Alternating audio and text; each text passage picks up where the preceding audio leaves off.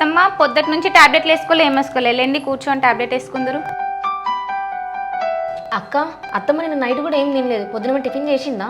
లేదే చెల్లె, పొద్దున కూడా ఏం తినలేదు. ఎంత చెప్పినా అత్తమ్మ అస్సలే వింటలేదు. ఇట్లా చేస్తే ఎట్లా అత్తమ్మ? డాక్టర్ ఏం చెప్పిండు? టైంకి తిని టాబ్లెట్స్ వేసుకోమన్నాడు కదా.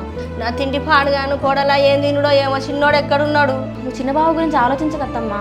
బావ ఎటు పోలేదు, బావ పైనే ఉన్నాడు.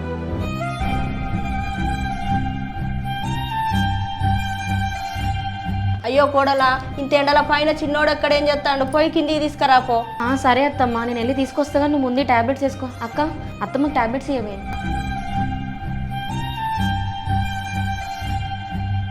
కోడన్లు చిన్నోనికి ఎంత కష్టం వచ్చింది. వాడు ఏమో మాట్లాడుతాడు. వాడిని చూస్తాంటే నాకు భయం అవుతుంది. అత్తమ్మా నువ్వేం భయపడకు, బావకి నేను లేనా, నేను చూసుకుంటాను. నువ్వేం టెన్షన్ పడకు. నీ బీపీ డౌన్ అవుతుంది కదా. వాడు మంచిగా చదువుకొని మంచిగా బాగుపడతాడు అనుకుంటే వాడికి ఇట్లా వాడు ఎన్నోడు మంచిగా కావాలి. బావ కావ్యని ఎంత ఇష్టపడ్డాడో మనందరికీ తెలుసు కదా. కావ్య అట్లా సడన్గా వెళ్ళిపోయేసరికి బావ అట్లా అయిపోయిండు. నువ్వేం టెన్షన్ పడకత్తమ్మా, కొన్ని రోజులు అయితే బావనే సెట్ అవుతాడు. అదే కోడలా, వాడు ఆ కావ్య కోసం వాడు ఏమన్నా చేసుకోగల. వాడిని ఒక గంట కనిపెట్టుకుంటుండు. సరే అత్తమ్మా నువ్వేం బాధపడకు, బావకి ఏం కాకుండా నేను చూసుకుంటా కదా.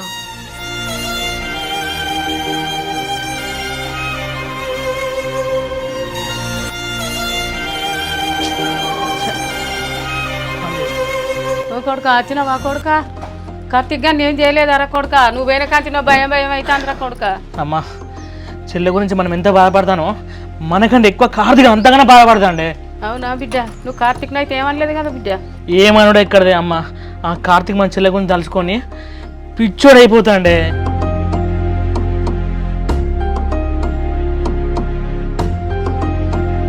అమ్మ కార్తీక్ అని చంపుదాని పోయినా కానీ ఎక్కని చెల్లి ఆల్రెడీ వాడు చెల్లెని తలుచుకుంటా సచిన శివన్ లెక్క తయారైండే.